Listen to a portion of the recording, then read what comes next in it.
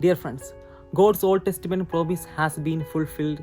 John the Baptist was the promised Elijah, while all the time pointing to Christ and paving the way for him.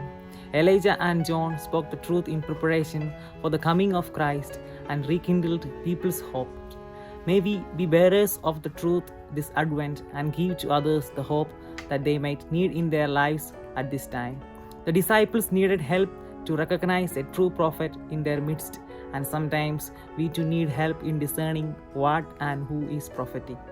We pray that we will be guided in this discernment as Jesus guided his disciples.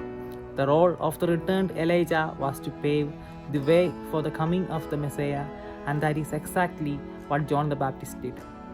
Let us see ourselves in the role of John, sharing with him the responsibility of preparing the way for Jesus to come into people's lives. Like John and as his disciples of Jesus, we too can expect to face challenges, opposition, and perhaps hardships. The disciple is not above the master. The desire for signs is a common experience. Elijah had been taken up in a whirlwind, so there was a belief that he would come again. John the Baptist was similar to Elijah in many ways, another fairy prophet. John was carrying the role of Elijah. Both suffered because of their teaching. Jesus, as a prophet, would face the same reality. There is a call to recognize who is truly prophetic and have the courage and conviction to follow that. How do I recognize false prophets at this time? I pray to be prophetic in living and sharing the good news of Jesus coming in our midst. This little dialogue reveals that Jesus is the Messiah long expected in Israel. It reveals us too that God is always true to his promises and is in complete control of everything, and that we can be totally at peace no matter what happens.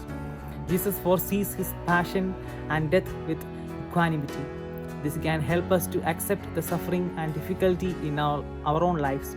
Jesus was very careful about allowing his divine power to appear. He wanted faith in him to be based on his inherent authority, not indiscriminate miracle working. Our lives remain ordinary, but the supernatural mystery is real. John the Baptist met the cross in his life, so did Jesus. So must we. If we want to become my followers, let them deny themselves and take up their cross and follow me. The Jewish faith looked forward to the last days, or end time, when the Lord would come in glory and finally wrap up the affairs of this world. And a conviction had arisen that the approach of the end time would be signaled by a forerunner. The figure of the larger than life prophet Elijah would make a renewed appearance. Wish you all a fruitful Christmas.